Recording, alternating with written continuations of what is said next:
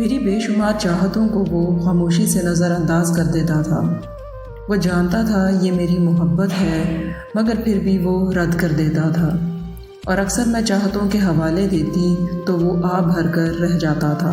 اس کی ہر خواہش احترام کرنے کے باوجود بھی جب میں محبت کی بات کرتی تو اس کی آنکھوں میں بے اعتباری دیکھ کر تڑپ اٹھتی تھی۔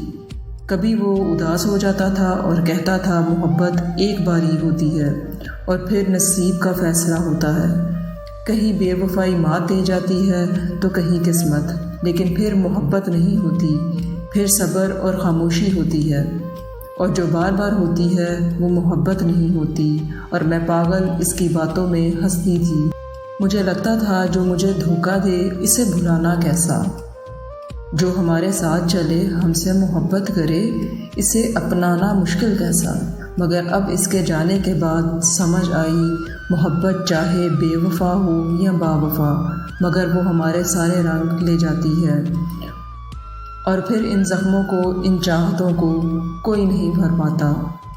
خدا کرے کوئی کسی سے جدا نہ ہو، ورنہ یہ جدائی موت سے کم نہیں ہوتی۔